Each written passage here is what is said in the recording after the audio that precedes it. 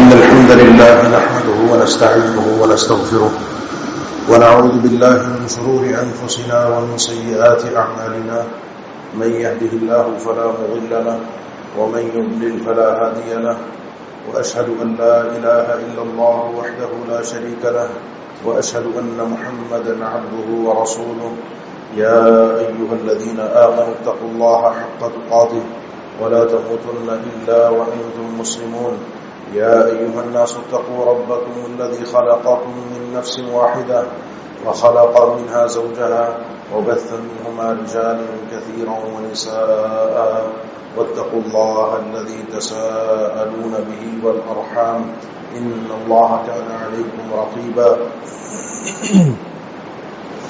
يا أيها الذين آمنوا اتقوا الله وقولوا قولا سديدا يصلح لكم أعمالكم ويغفر لكم ذنوبكم ومن يطع الله ورسوله فقد فاز فوزا عظيما أما بعد فإن أصدق الكلام كلام الله وخير الهدي هدي محمد صلى الله عليه وسلم وشر الأمور محدثاتها وكل محدثة بدعة وكل بدعة ضلالة وكل ضلالة في النار أعوذ بالله من الشيطان الرجيم بسم الله الرحمن الرحيم والذين جاهدوا فينا لنهدينهم سبلنا وإن الله لمع المحسنين.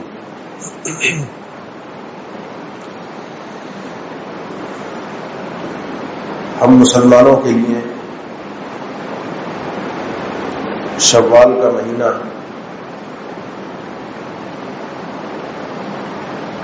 ایک طرح سے بہت بھاری گزرتا ہے، کیونکہ یہ مہینہ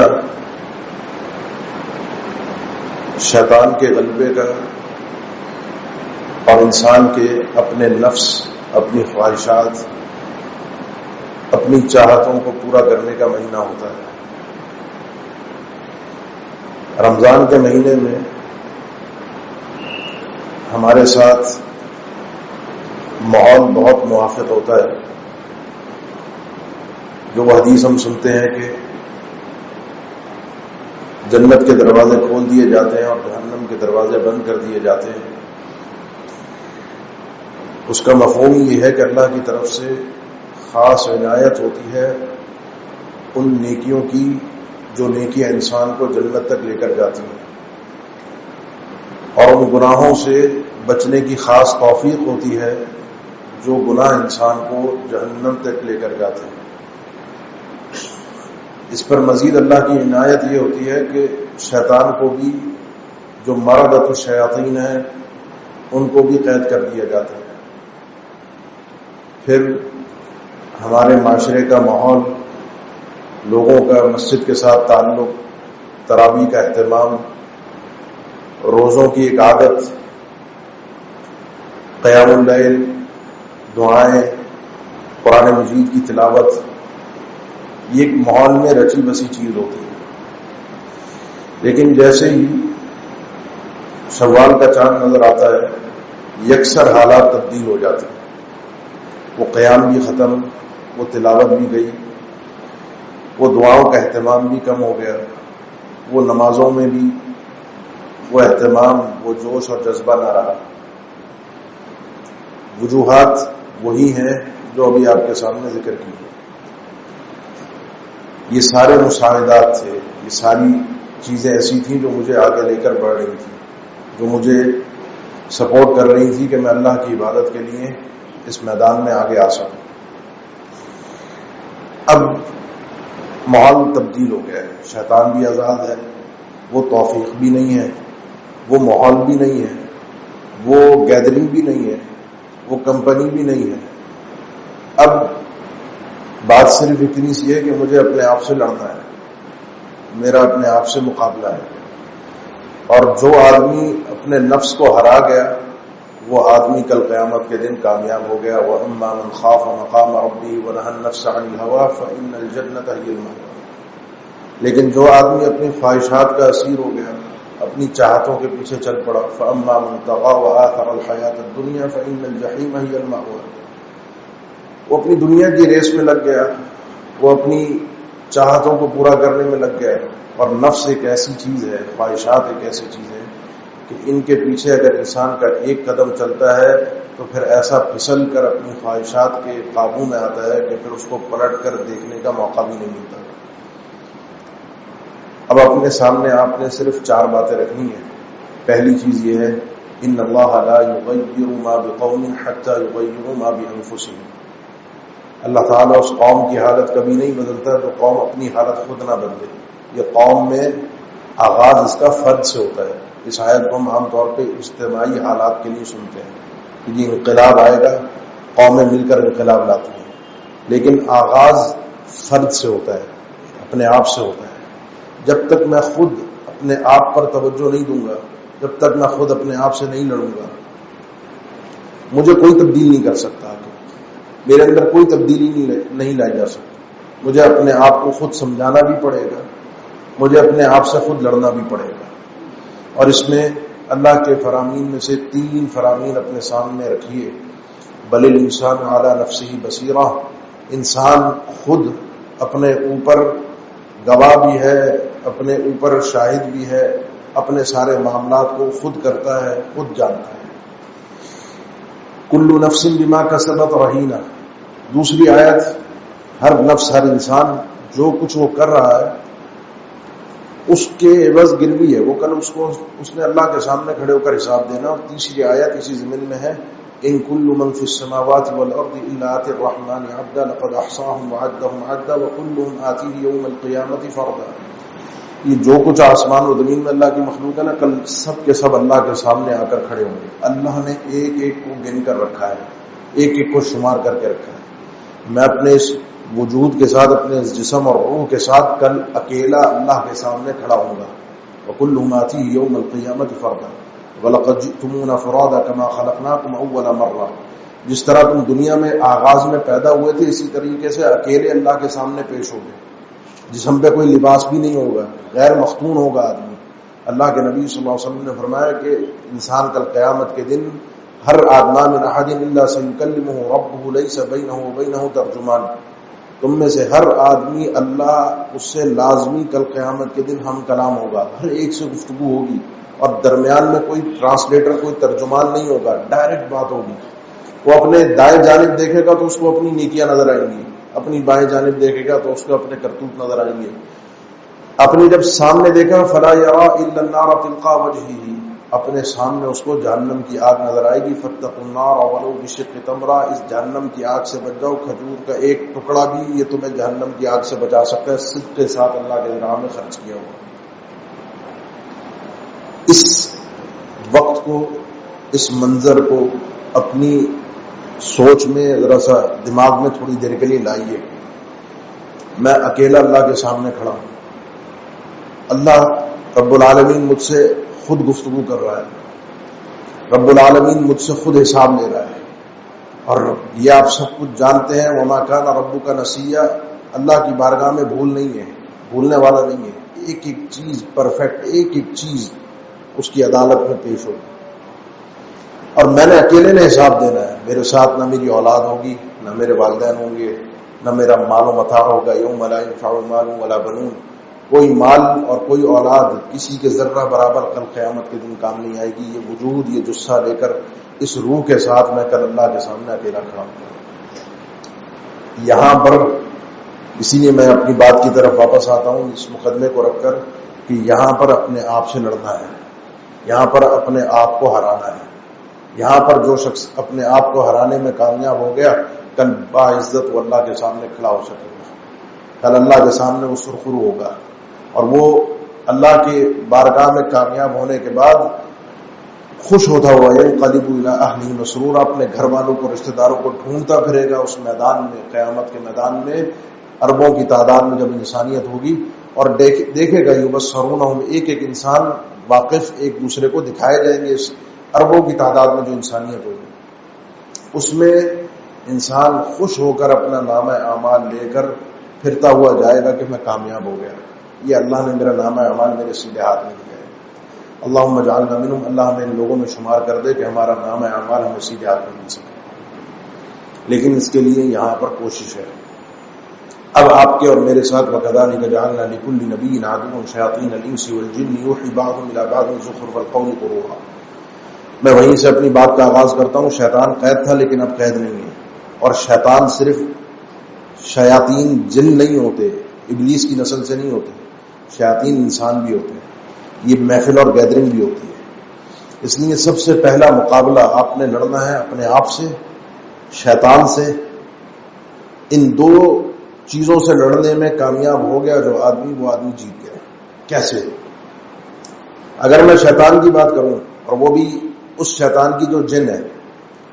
ابن قیم رحمہ اللہ کہتے ہیں، میں نے اپنے استاد شیخ الاسلام ابن تیمیہ رحمہ اللہ سے سوال کیا کہ یہ جو شیطان ہے جو ہمارے پاس آتا ہے وسوسے لے کر، تو اس سے مقابلہ کرنا کیسا ہے؟ ادافعہ، میں اس سے لڑوں، اس کا مقابلہ کروں. ان کا مقابلہ بھی کرنا ہے، لڑنا بھی ہے. لیکن ایک بات بتاؤ، اگر کسی بکریوں کے ریوڑ میں ان کی حفاظت کے لیے کتا مامور ہو، کتے ہوتے ہیں جو جانوروں کی حفاظت بھی کرتے ہیں، تو بکریوں کے ریوڑ پر اگر کتا مامور ہو ان کی حفاظت پر، اور تم وہاں جاؤ کتا تم پر بھونکنا شروع ہو جائے، تو تم کیا کرو گے؟ انہوں نے کہا میں اس کا مقابلہ کروں گا، اس کو دھتکاروں گا. فرمایا نہیں، یہاں پر راعی الغنم، وہ بکریوں کا جو چرواہ ہے نا، اس کو بلا لینا. وہ آ کے اگر کتے کو اشارے سے یہ کہہ دے گا، یہ سمجھا دے گا اشاروں میں کہ اس بندے سے بکریوں کو کوئی خطرہ نہیں ہے، تو وہ کتا سکون میں آ جائے گا، ٹھہر جائے گا. جب شیطان سے لڑنے کے لیے نکلو تو یہ بات یاد رکھنا، لڑ تو لوگے لیکن جیت نہیں سکتے جب تک خالق ارض و سما کی مدد تمہارے ساتھ شامل نہ ہو. اس ابلیس کے، اس کے اولاد، اس کی جنود کے خالق اور میرے خالق کی مدد میرے ساتھ نہ ہو. اور اس میں اعوذ باللہ من الشیطان الرجیم، یہ جو ذکر ہے یہ انسان کو بڑی استعانت، مدد فراہم کرتا ہے شیطان کے خلاف. وہ جو بند تھا وہ آج آزاد ہے. وہ مجھے بڑے سہانے خواب دکھاتا ہے، وہ میری رگوں میں تیزی کے ساتھ دوڑتا ہے، وہ مجھے سست کرتا ہے، وہ مجھے دنیا کے معاملات میں آگے بڑھاتا ہے، رغبتیں دکھاتا ہے، خواب دکھاتا ہے، آگے لے کر جاتا ہے. اس سے لڑنے کے لیے اللہ کی مدد اور استعانت بہت ضروری ہے. اور جو شیاطین الانس ہے، جو ہم انسانوں، ہماری جو محفل اور گیدرنگ ہوتی ہے، ماحول بنا تھا نا رمضان میں، وہ شیاطین الانس بھی بہت سارے میرے دوست یار بھی مسجد میں آنے لگے تھے، میں بھی آنے لگا تھا، ماحول بن گیا تھا. نمازیں بھی تھیں، تراویح بھی تھی، ختم القرآن کے محفلوں میں بھی شریک ہو رہے تھے، ماحول بنا ہوا تھا. لیکن وہ ماحول اب ختم ہو گیا. اب اس ماحول کو دوبارہ پیدا کرنا میرے اوپر فرض ہے. اب ضروری نہیں ہے کہ مجھے ماحول ملے. ایک بات یہاں پر تھوڑی سی رک کے سمجھیے گا، ہمارے اندر صوفیت یا رہبانیت نہیں ہے کہ کسی کے ہاتھ پر بیعت ہو گئی، کوئی وظیفہ چلہ مل گیا، کسی کے ساتھ ہم وقت گزار رہے ہیں اور اس سے کوئی تربیت لے رہے ہیں. یہ ماحول ہمارے یہاں نہیں ہے. اور یہ اللہ کے نبی صلی اللہ علیہ وسلم سے اس انداز کی بیعت کا تصور بھی نہیں ہے. لیکن اس کے معنی نہیں ہے کہ ہم بالکل انفرادی زندگی گزارنا شروع کر دیں. اجتماعیت میں بھی خیر ہوتی ہے. ایک دوسرے کا ہاتھ پکڑ کے جب انسان ماحول بناتا ہے تو اس ماحول میں بہت خیر ہوتی ہے. یہ ماحول کیسے بنتا ہے؟ ضروری نہیں ہے کہ مجھے ماحول ملے، کمپنی ملے. میں جب یہ دعا کرتا ہوں نا، ربنا هب لنا من ازواجنا وذرياتنا قرة اعين واجعلنا للمتقين اماما، اللہ ہمارا خاندان ہے، بیویاں ہیں، بچے ہیں، ہماری آنکھوں کی ٹھنڈک بنا دیں اور ہمیں متقین کا امام بنا. یعنی ہم لیڈ کر رہے ہوں، ہم آگے ہوں، فرنٹ پہ ہوں. میں اپنے آپ کو مومن کم پہ راضی نہیں ہوتا. مومن اپنے آپ کو آگے دیکھتا ہے. اپنے آپ کو آگے لائیے. اب آپ نے لیڈ کرنا ہے، اب آپ نے کمپنی فراہم کرنی ہے، اب آپ نے ساتھ لے کر چلنا ہے.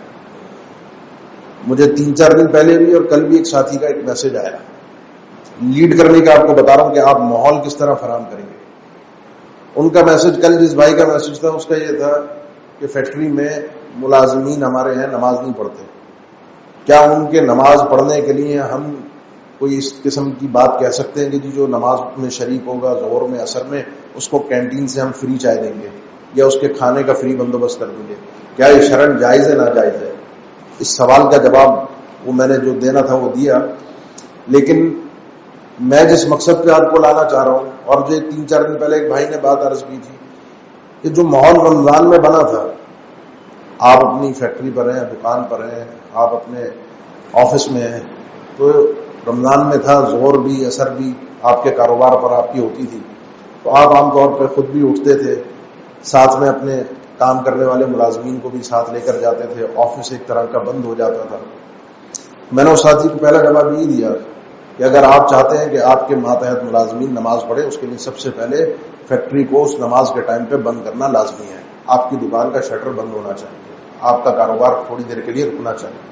اور میں آپ کو یہ بات پورے وثوق کے ساتھ دعوے کے ساتھ کہتا ہوں کہ اگر کوئی شخص یہ کام کرتا ہے، دکان بھی اپنی بند کرتا ہے پیک ٹائم پہ، اپنے کاروبار کو روکتا ہے، اپنی چلتی ہوئی مشینوں کو بند کر دیتا ہے، اپنے ورکرز کو اپنے ساتھ لے کر نماز کے لیے کھڑا ہوتا ہے، آپ کی فیکٹری میں، آپ کے اس مارکیٹ کے اندر، اس جگہوں کے اندر جہاں جہاں نماز کی جگہ بنی ہوتی ہیں، آپ سب وہاں اکٹھے ہوتے ہیں، اللہ کی طرف سے وہ رحمت اور برکت آپ کو ملے گی کہ جس کا آپ کو تصور نہیں ہوگا۔ کئی سال پہلے کا ایک واقعہ سعودی عرب کا ایک شیخ نے ذکر کیا، جب پہلے وہاں ماحول تھا کہ دکانیں بند ہو جایا کرتی تھیں اذان پر۔ کہتے ہیں اذان میں 5 منٹ تھے، ہم نے اے سی خریدنا تھا، ایک دکان پہ پہنچے تو وہ بند کر رہا تھا، ہم نے کہا ابھی تو ٹائم ہے اذان میں، تو دکھا دو۔ اس نے کہا نہیں، ہم پہلے بند کر دیتے ہیں۔ ملازمین سے پتہ چلا، اس نے کہا مالک کا یہ حکم ہے، وہ خود بھی یہاں ہوتا ہے، اذان سے بھی 5 منٹ پہلے جاؤ، وضو کرو، اور اذان کے وقت تک مسجد کے اندر پہنچ کے تم نے سنتیں بھی ادا کرنی، فرض نہیں۔ کہنا جب ہمیں یہ بات پتہ چلی تو ہم تو خریدار تھے، ہم نے کہا کسی دوسری دکان پہ جا کے 4-5 منٹ میں کون سا اے سی ہم خرید لیں گے، اور جب یہ نماز کے لیے جا رہے ہیں تو ہم کیوں نہ جائیں؟ نماز کے لیے ہم بھی چلے گئے، وقت سے پہلے ہی چلے گئے، اور نماز کے بعد ہم نے کہا اے سی خریدنا ہے تو اسی سے خریدنا ہے۔ جب نماز کے بعد اس کی دکان پر پہنچے تو ہم اکیلے نہیں تھے، کئی اور لوگ تھے جو اس کا شٹر کھلنے سے پہلے اس کی دکان کے باہر کھڑے ہوئے تھے۔ یہ اللہ کی طرف سے وہ رحمت اور برکت ہے جس کو ہم کثرت کے ساتھ اور وقت کے ساتھ تولتے ہیں۔ یہ کثرت اور وقت میں نہیں ملا کرتی، یہ اللہ کی عبادت سے اور توفیق سے ملا کرتی۔ ماحول بنا ہے نا، جو ماحول بنا ہوا تھا اس ماحول کو قائم رکھیں۔ آپ کے گھروں میں ماحول بنا تھا، رات کے وقت آپ کے اکثر آپ میں سے ایسے لوگ ہیں جن کے بچے قرآن کے حافظ ہیں، جنہوں نے رمضان میں تراویح سنائی ہے۔ اب وہ تراویح کا سسٹم ختم ہو گیا، لیکن رات کی یہ نماز کیا ساتھ میں دوبارہ شروع نہیں کی جا سکتی؟ سیدنا عبداللہ ابن مسعود ہیں، سیدنا عبداللہ ابن عباس ہیں، کتنی حدیثیں ہم پڑھتے ہیں سنتے اس منبر سے کہ یہ لوگ اللہ کے نبی صلی اللہ علیہ وسلم کے ساتھ رات کے قیام میں جا کر کھڑے ہو جایا کرتے تھے۔ خود عبداللہ ابن مسعود کہتے ہیں، بخاری کی حدیث ہے، میں آپ صلی اللہ علیہ وسلم کے ساتھ کھڑا ہوا اور بڑا لمبا قیام آپ صلی اللہ علیہ وسلم نے کیا، میرے تو ارادے بدل گئے تھے نماز کے دوران۔ بعد میں جب یہ حدیث بیان کر رہے تو پوچھنے والے نے پوچھا ارادے کیا بدل گئے، تو انہوں نے کہا بس کوشش یہ تھی یا تو بیٹھ جاؤں یا نکل کے چلا جاؤں۔ رات کی نمازوں میں سیدنا عبداللہ ابن عباس بھی آ کر کھڑے ہوئے۔ تو آپ کے جو بچے ہیں، اب 8 اور 20 کا جھگڑا ختم ہو گیا۔ وہ جو رمضان کی شروعات میں ہوتا ہے نا کہ 8 پڑھیں یا 20 پڑھیں، اب میں آپ کو کہتا ہوں آپ صرف 2 کی 4 کی کوشش کریں۔ ماحول بنائیں، بچے اگر جلدی سوتے ہیں تو عشاء کی نماز کے بعد کوئی ماحول شروع ہو جائے۔ بچہ آپ کا ضروری نہیں ہے کہ آپ کا بچہ پورا قرآن آپ کو پھر 1 مہینے میں سنائے۔ آپ گھر میں ماحول بنائیں، آپ ہیں، بچہ ہے، اس کی والد والدہ ہیں، بہن بھائی ہیں، ایک ماحول بنے، کچھ نہیں 2 رکعت 4 رکعت کچھ نہیں۔ من قام بعشر آیات لم یکتب من الغافلین، جس نے رات کے قیام میں کھڑے ہو کر 10 آیتیں پڑھی اس کا شمار غافلوں میں نہیں ہوگا۔ بعض روایت میں الفاظ جس نے 2 رکعت پڑھ لی رات کو وہ بھی غافلوں میں نہیں ہے۔ اب 8 تو اللہ کے نبی صلی اللہ علیہ وسلم، 11 تو آپ صلی اللہ علیہ وسلم وتر کے ساتھ پڑھا کرتے تھے نا۔ ہم 2 سے آغاز تو کریں، اپنے گھر میں جو ماحول بنا تھا اس ماحول کو دوبارہ زندہ تو کریں۔ آپ نے شاید سنا ہو اس رمضان میں، مجھ سے کئی لوگوں نے سوال کیا، امام شافعی سے منسوب ایک مسئلہ بیان کیا گیا کہ رمضان میں انہوں نے کہا میں روز کے 2 قرآن ختم کرتا تھا، رمضان میں 60 قرآن مجید میں ختم کرتا ہوں۔ یہ ایک مسئلہ بیان کیا گیا، منسوب ہے ان کی طرف، لیکن ان کے ایک شاگرد ہے کرابیسی، وہ کہتے ہیں میں نے کئی راتیں امام شافعی رحمہ اللہ کے ساتھ میں رہا، رات کو میں نے ان کا دیکھا ایک معمول تھا کہ 1/3 1/3 رات میں وہ لازمی قیام کرتے تھے، اور میں نے نوٹ کیا کہ وہ صرف اور صرف ان تمام دنوں کے اندر میں نے نوٹ کیا، ایک نہیں کئی دن تھے 50 آیتیں پڑھتے تھے، اس سے زیادہ نہیں پڑھتے تھے، لیکن وہ 50 آیتیں ایسے پڑھتے تھے کہ ایک آیت کو کئی بار پڑھتے تھے۔ وہ تدبر، وہ غور و فکر، وہ سوچ بات کیا ہو رہی ہے، اللہ سے ہم کلام ہونا، اور جہاں کئی آیت رحمت آتی تو وہاں پر رک کر فوراً اللہ سے رحمتوں کا سوال ہوتا، جہاں کئی آیت عذاب آتی وہاں رک کر فوراً اللہ سے عذاب کی پناہ مانگتے۔ وہ ایک گفتگو والا، اللہ سے ہم کلام ہونے والا انداز ہوتا، محبت والا. تو جو ماحول بنا تھا اس ماحول کو واپس لائیے. اس ماحول سے مجھے تقویت ملے گی شیطان کو بھی ہرانے میں، اپنے آپ کو بھی ہرانے میں. جو وقت اب اس وقت میں رات کے وقت کون عام روٹین ہے، 12-1 سے پہلے کوئی نہیں سوتا. شاید بچے کسی کے صبح مدرسے اسکول جاتے ہوں تو بچے جلدی سو جاتے ہوں. اگر بچے جلدی سو جاتے ہیں آپ جلدی کی روٹین بنا لیجیے. بچے بھی آپ کے ساتھ دیر سے سوتے ہیں، رات کو ایک ٹائم رکھ لیجیے 11 بجے ہم سب گھر والے اکٹھے ہوں گے اور 2 رکعت 4 رکعت پڑھا کریں گے. ویکینڈ پہ یہ 4 کے بجائے 8 ہو جائے گی. ضروری نہیں ہے کہ اس 8 کو آپ پورا 1.5 گھنٹے میں ختم کریں، وہ آپ آدھے گھنٹے میں بھی پڑھ سکتے ہیں. آغاز کیجیے، اپنے آپ کو ہرائیے. اللہ سے جو تعلق بنا تھا اس رمضان میں اس تعلق کو کسی طرح واپس لائیے.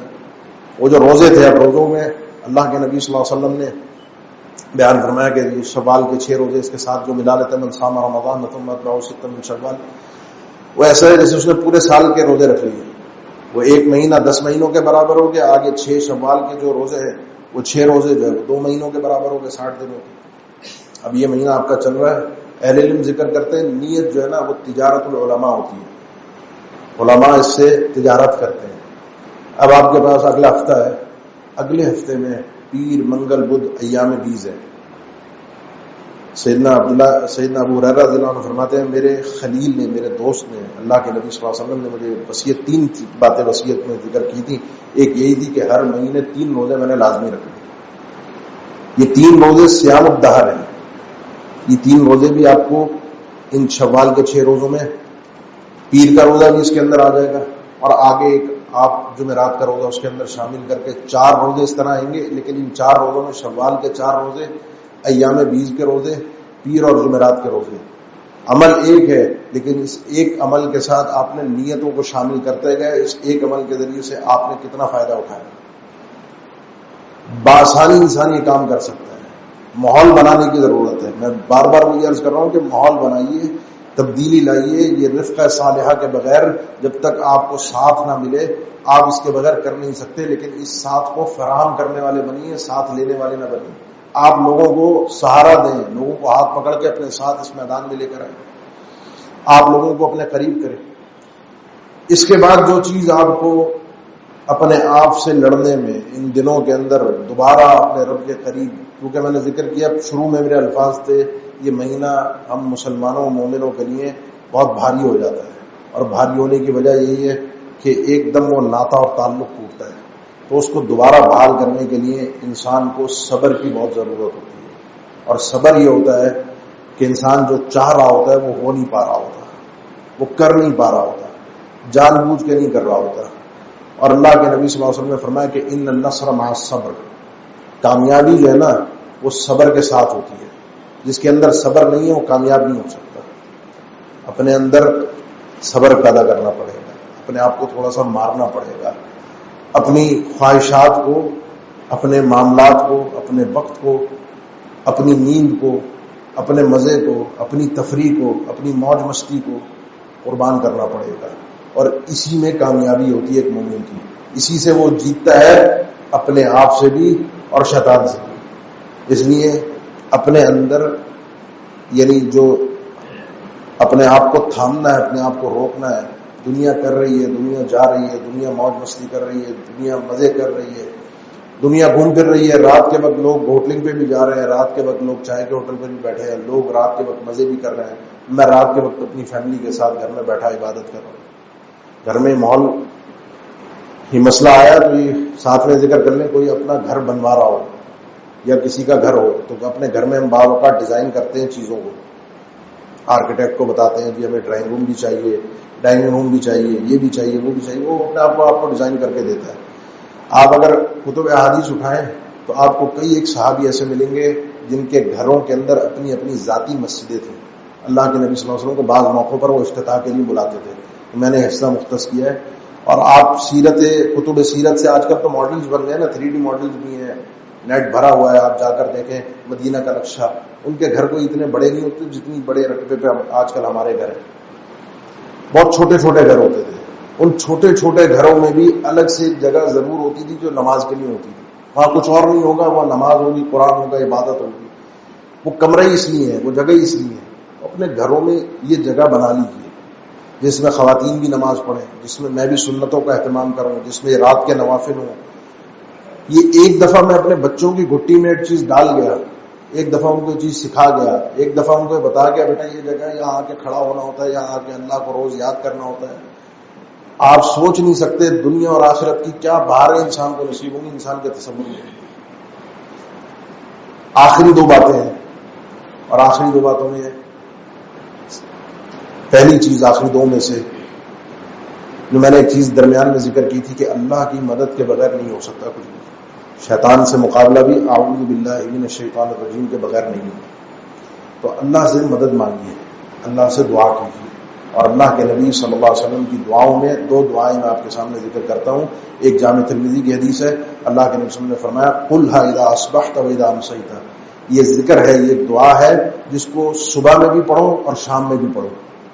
اور وہ دعا ہے اعوذ بک من شر نفسی وشر الشیطان وشرکہ. اے اللہ میں تیری پناہ چاہتا ہوں اپنے ہی نفس کے شر سے، اپنے آپ سے. جہاں سے میں نے بات کا آغاز کیا تھا نا ونعوذ باللہ من شرور انفسنا. انسان اپنے آپ سے جیتے، اپنے آپ کو ہرائے، اپنے آپ پر قابو پائے. یہ جو نفس کا شر ہے اس سے بھی انسان اس وقت تک نہیں جیت سکتا جب تک اللہ کی مدد نہ ہو. اعوذ بک من شر نفسی وشر الشیطان وشرکہ. اللہ میں تیری پناہ بھی چاہتا ہوں، تیری پناہ میں آتا ہوں شیطان کے شر سے، اپنے نفس کے شر سے اور شیطان کے شر سے. یہ ذکر ہے، یہ دعا ہے، اور صبح شام پڑھنے کی آپ صلی اللہ علیہ وسلم نے تاکید کی ہے، یعنی صبح شام کے اذکار میں اس کو شامل کرنے کی. اور دوسری دعا ہے آپ صلی اللہ علیہ وسلم کی اللہم انی اعوذ بک من الحول بعد القول. اللہ میں حول بعد القول، اضافے کے بعد، کامیابی کے بعد، ترقی کے بعد، عبادات میں آگے بڑھنے کے بعد، اللہ کی قربت حاصل کرنے کے بعد واپس پلٹنے سے اللہ تیری پناہ چاہتا ہوں. ترقی کے بعد واپس نیچے آ جاؤ، تنزلی کی طرف آ جاؤ. کامیابی کے بعد ناکام ہو جاؤ.